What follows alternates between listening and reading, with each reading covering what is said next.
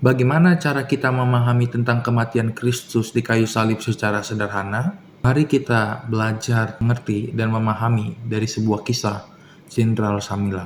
Pada awal abad 20, ada seorang tokoh yang bernama Jenderal Samila. Dia memimpin gerakan untuk melawan pemerintah Tsar Rusia pada saat itu.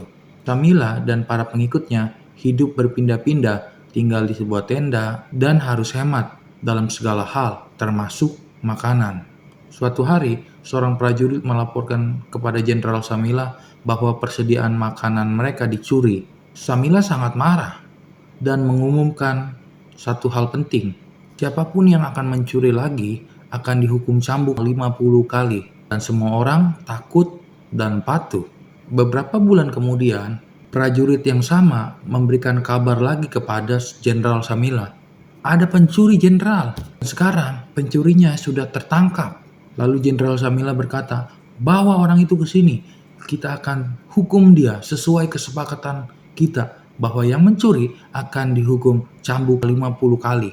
Saat Samila hendak memerintahkan hukuman, dia terkejut. Ternyata pencuri itu adalah ibunya.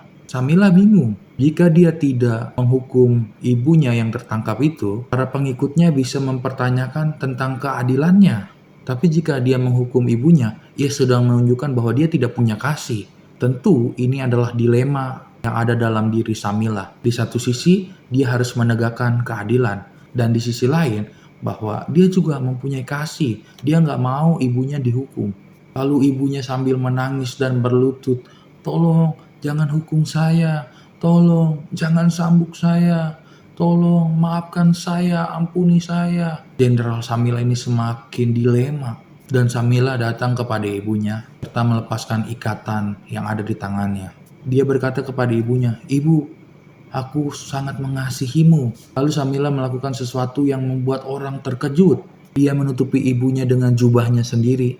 Dia menanggalkan pakaiannya dan berkata kepada Algojo, hukumlah aku. Aku akan menggantikan ibuku sebagai ganti hukuman karena aku harus menegakkan keadilan. Samila menerima hukuman itu menggantikan ibunya. Semua orang terharu melihat pengorbanannya.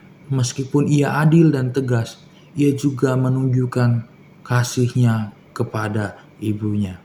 Ternyata dari kisah ini kita melihat bahwa kasih dan keadilan itu bertemu ketika ada pengorbanan. Seperti Samila menggantikan ibunya, begitu juga Tuhan Yesus yang menggantikan kita yang seharusnya binasa karena dosa, tetapi Dia memberikan hidupnya sebagai korban yang sempurna.